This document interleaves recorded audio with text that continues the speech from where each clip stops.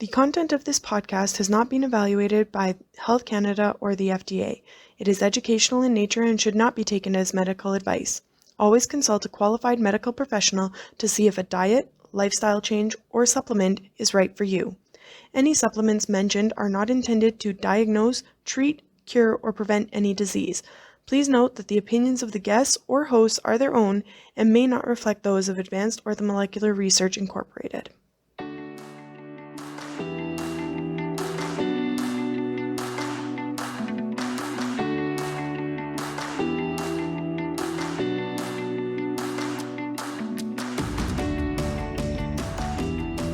Welcome to Supplementing Health, a podcast presented by Advanced Orthomolecular Research. We are all about applying evidence-based and effective dietary, lifestyle, and natural health product strategies for your optimal health. In each episode, we will feature very engaging clinicians and experts from the world of functional and naturopathic medicine to help achieve our mission to empower people to live their best lives naturally. Welcome to Supplementing Health. The liver is a detoxification powerhouse within our bodies, processing our blood and breaking down and balancing and metabolizing the nutrients, hormones, and drugs that we ingest into forms that are readily used by the body. Today, Amanda Montalvo, registered dietitian, is here to discuss this process and the role that the liver has in hormone production and metabolization. Hi, Amanda. Thanks for joining me today. Thanks for having me. I'm excited to talk about the liver and detox. So why don't we get started with what the difference is between phase 1 and phase 2 detoxification within the liver. It's something that kind of gets thrown around and we hear a lot about when we're talking about the liver processing, and I'm not sure if everyone understands both sides of that process. Yeah, we need both. So I would say like they're both important. Phase 1 is really, it's kind of like what we think about it as like our first line of defense against toxins. So phase 1 is really going to be triggered by external toxins in our environment. So that could be from like foods that we're eating, chemicals, toxins, mold, that sort of thing. That's going to trigger that phase 1. And phase 1 is really all about oxidation. So it actually creates free radicals, which doesn't sound great because I think a lot of people probably know that free radicals can create more inflammation in the body. So that's why phase 2 is so important, because it helps us convert those, neutralize them, and clean them up. But phase 1, that's really what it's all about. It's activated by those external toxins. It's starting that process of turning those toxins into water-soluble compounds, and that just means that they're easy for us to eliminate. And then phase 2 comes in, and it's really all about conjugation. And there's 6 different pathways. It's very intense, very nerdy. And what's happening there is we are neutralizing those free radicals. And that's allowing our body to eliminate them. So we make them water soluble, and that allows us to get rid of them through things like our sweat, our urine, our stool, and our bile. So we need both of them to work together. And if phase 2 is not working as well, we can definitely have some issues and more inflammation in the body from those free radicals from phase 1. But that's really kind of how they work together. Very cool. So can we get a little nerdy for a second, and can you share what those 6 pathways are? And like, do they each have their own role, or do they work together to complete the phase 2 detoxification? Yeah, there's about half of them work, I would say, like mostly on hormones, but not completely. I'll kind of go through each one and like what they process and metabolize. And then the other half are really based around processing out like chemicals from different medications, pesticides in our environment, stuff like that. So I would say probably one of the most important ones is glucuronidation. And this is really well known in phase 2 detoxification for how it is processing out hormones. And so it does process estrogens, certain androgens like testosterone and DHEA, but also thyroid hormones, so T3 and T4. So hormones are like one piece of glucuronidation, that pathway. It's important for bilirubin, and even things, some mycotoxins from mold that, if we have mold exposure, we could build up those mycotoxins. Medications like NSAIDs that are really common, benzodiazepines, so certain types of anxiety medications, Tylenol, codeine, morphine. So it is important for other things outside of hormones, but I would say like hormones are probably like the primary thing that it's doing. And another really popular one that I feel like I probably get the most questions about is methylation. And that is primarily working on metabolizing estrogens. And it does, this is the one where people are like, am I methylating okay? Do I have certain genetic issues that are impairing my methylation? What do I need more B vitamins to support that? And it really is really important for estrogen levels and metabolizing it, getting it out of the body. But we also need methylation for things like norepinephrine and epinephrine, which are adrenaline, and then dopamine. And interestingly, so it's important for estrogen, it's also important for histamine. And histamines can have a very close connection. They can make us estrogen dominant if we're not processing them out of the body properly. And it's big for that as well, and even arsenic. So that's probably like the biggest things that methylation is known for. And the last kind of hormone related one is sulfation. And this is where it's processing out probably the most of our steroid hormones. So estrogen, progesterone, DHEA, melatonin, T3 and T4, and those are thyroid hormones. But sulfation also is really big for norepinephrine, epinephrine, that adrenaline that I talked about, like methylation takes care of, and dopamine. And even for things like plastics that we're exposed to, like BPA, certain additives in different products that we're using, like triclosan. So it is important for some of those, like I would say more like chemical type toxins as well, but it's a big one for our hormones. And then glutathione conjugation, this is a very fancy one that's mostly just processing out our environmental toxins. So what a lot of people think of when they think of liver detox is, processing out like pesticides and herbicides, what we're exposed to in our environment, heavy metals, mercury, lead, arsenic, cadmium are probably some of the biggest ones. And then this is probably the biggest one for mycotoxins that we get exposed to from mold. And then again, certain medications like Tylenol, tetracycline, so different antibiotics, and then alcohol. And another big one is that acetylation. So this is responsible for certain anxiety medications. Is probably like the biggest medication one. The benzodiazepines, antibiotics, blood pressure meds, really high strength like antifungal, antibacterials, and then histamines.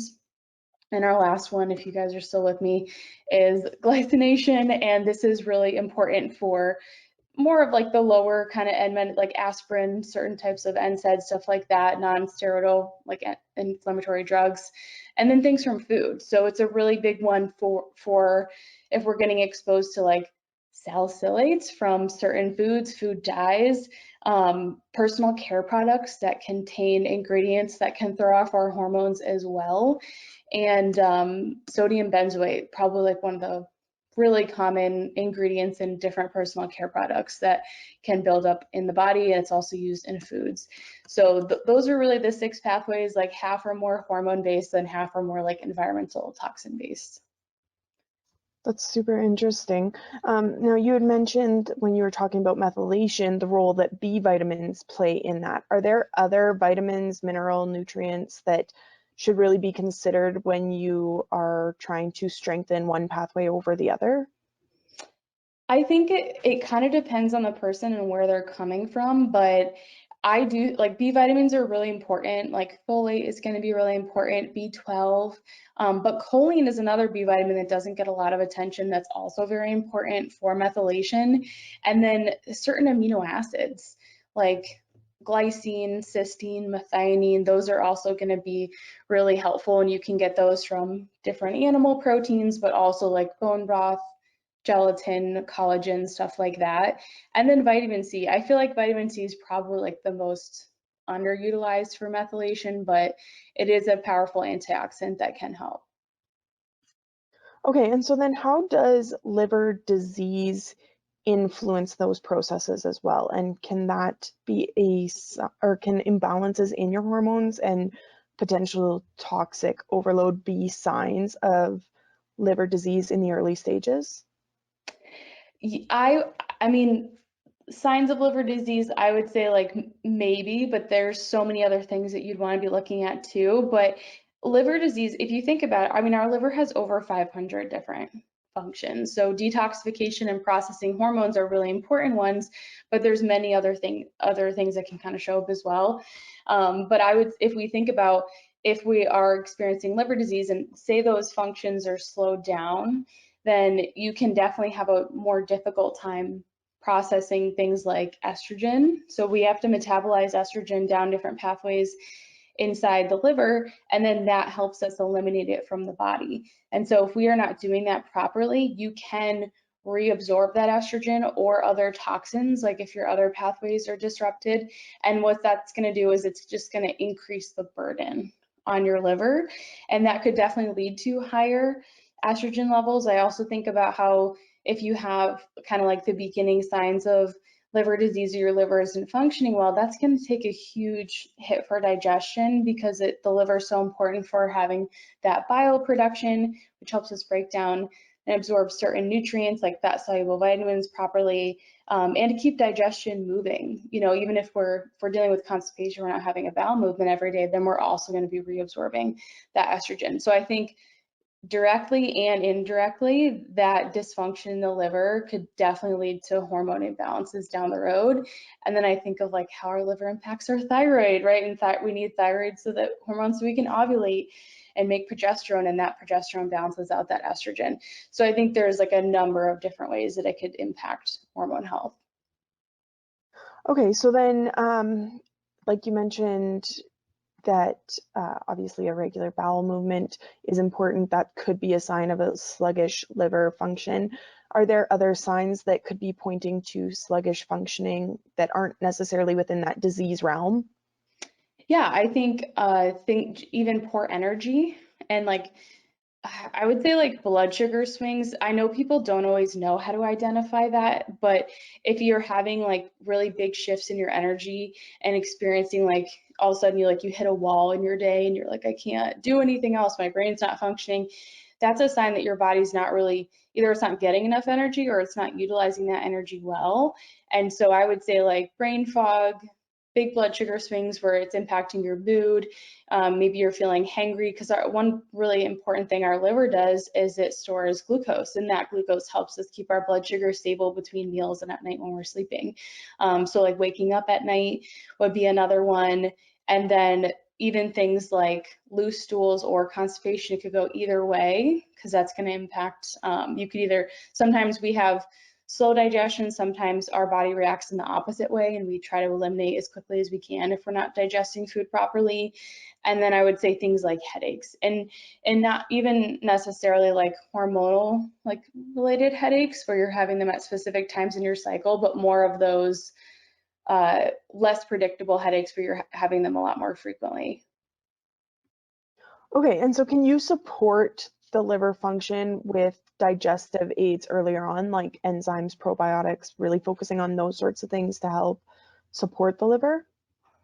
Yeah, and I really like supporting digestion with digestive bitters because that's going to allow you to stimulate your own digestive process. So if I don't, it's not that I don't like enzymes. I just think if we're trying to have an end result of your digestion getting better and you not needing to take supplements forever, things like bitters can stimulate your own production of stomach acid, which is really important. If we're not making enough stomach acid, we're not going to break down our food properly, and we can actually miss out on a lot of important nutrients.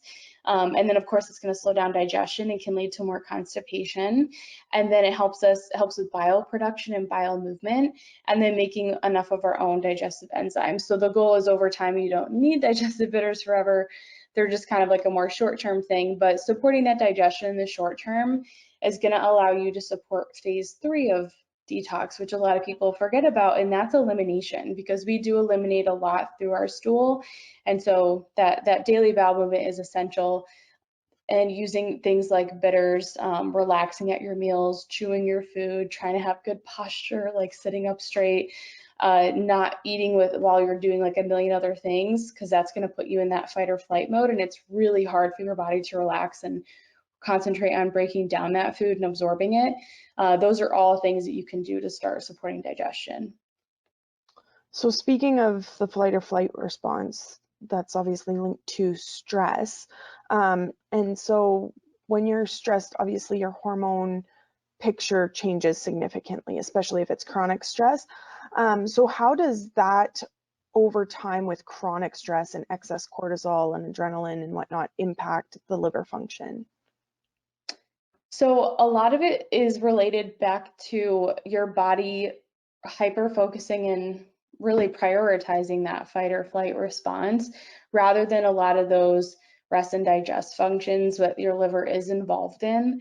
And so if we think about like if we're constantly prioritizing making making cortisol, making adrenaline, those norepinephrine, epinephrine, getting glucose from the liver, all those things that are allowing us to respond to that stress, we have a lot less energy and focus on those more like, I mean, I don't want to say unnecessary, but they're not deemed essential to our bodies. So like ovulating, making hormones, digesting your food properly, digestion's really going to get shut off when we're in that fight or flight mode.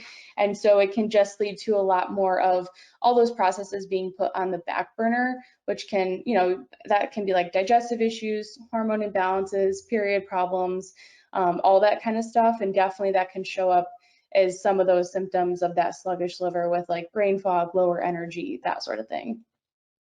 And can having excess estrogen result in additional stress on the liver? Like even if your liver was originally functioning properly, could having too much estrogen actually result in a sluggish liver down the road?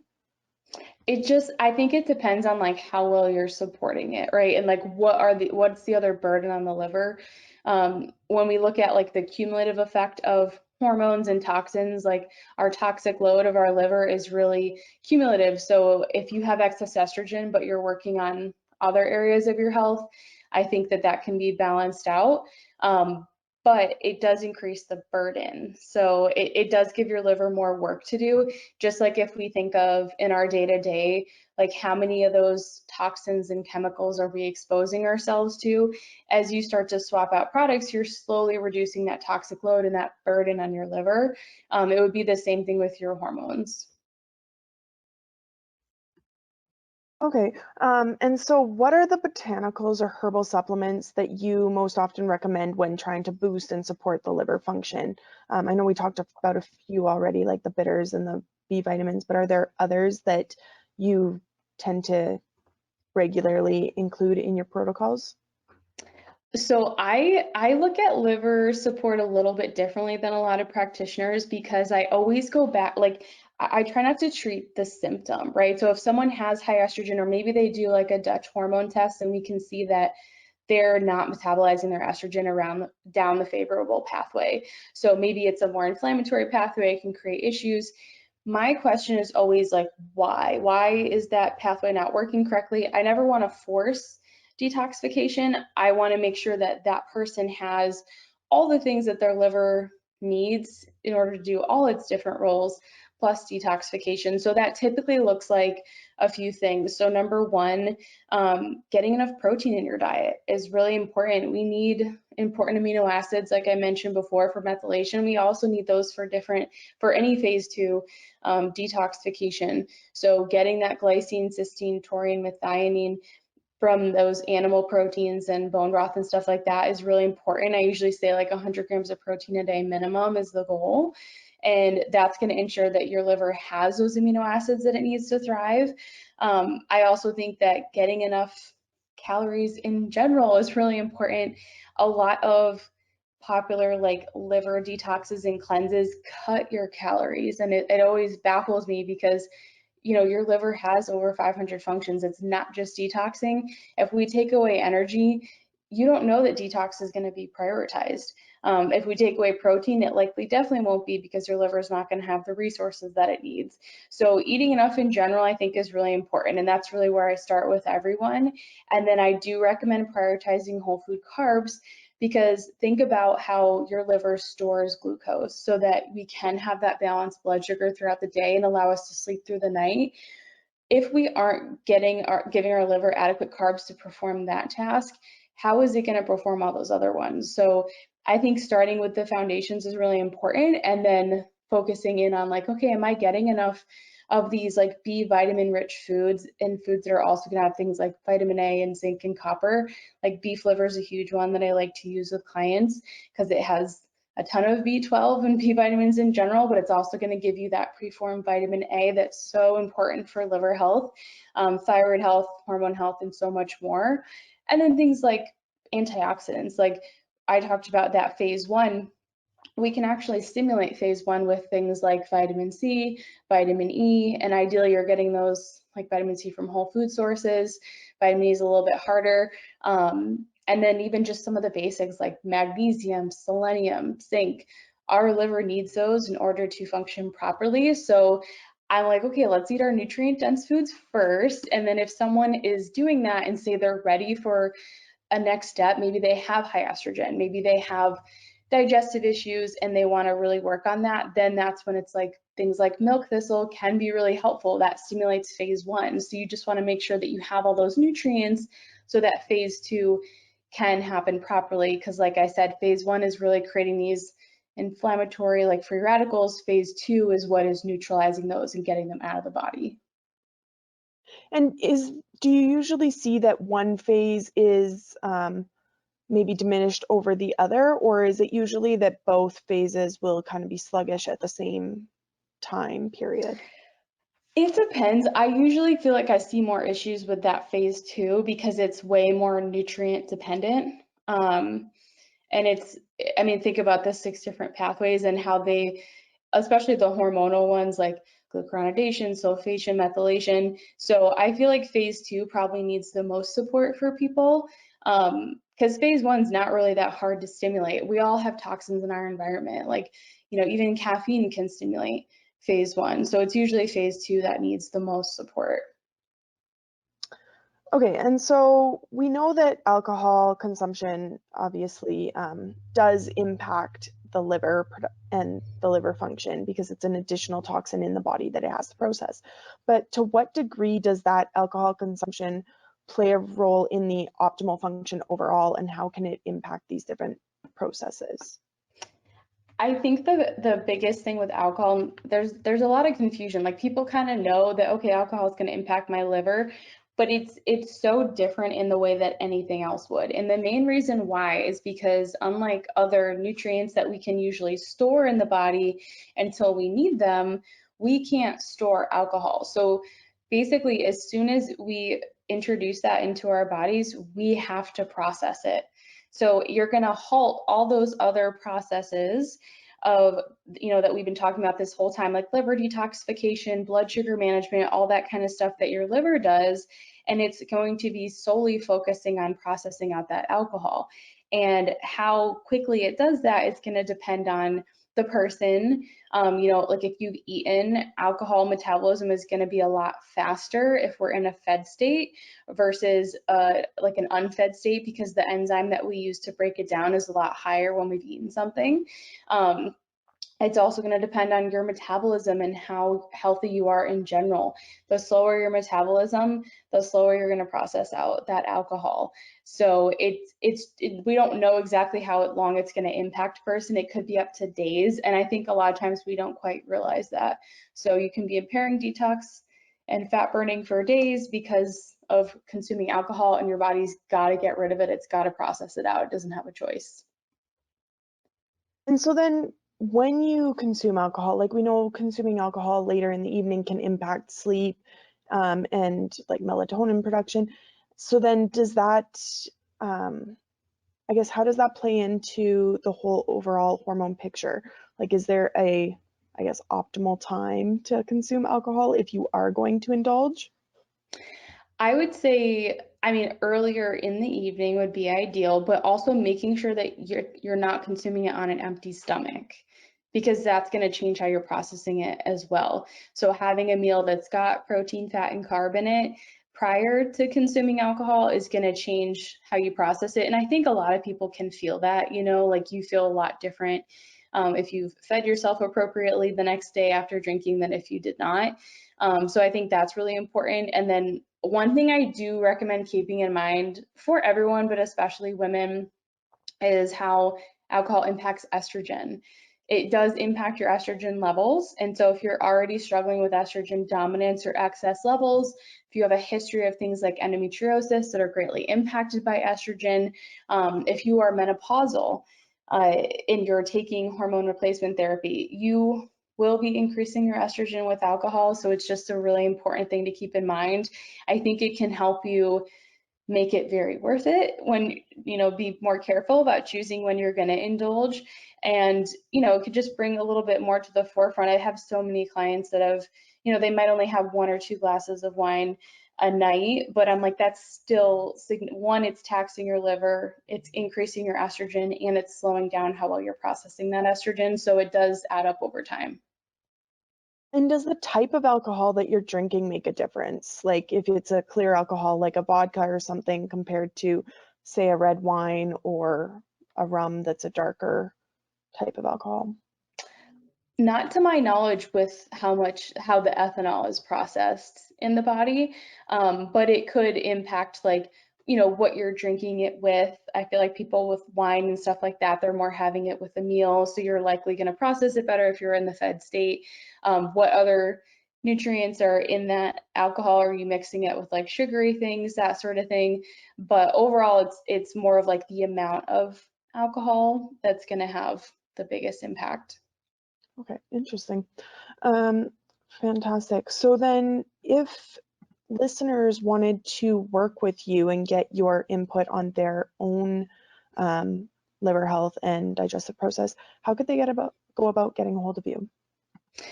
So I would say my Instagram at Hormone Healing RD would be a great place to start. I really focus a ton on minerals, and that's what you're going to see there. I also have a podcast, the Are You Menstrual podcast, which that goes through all the foundations of everything I was talking about. We have an episode on the liver as well. But yeah, I would connect with me in those places, and I have a course where you can do hair testing, look at your mineral status, see if you have any of the signs of, liver stress, like high cobalt and things like that. And I have protocol templates in there that teach you how to build a protocol based on your results. Fantastic. Well, thank you so much for taking the time to chat with me. I really appreciate it. I think this was jam-packed with a lot of really awesome information. So I think it's a great place for people to start and go from there. Thanks for having me.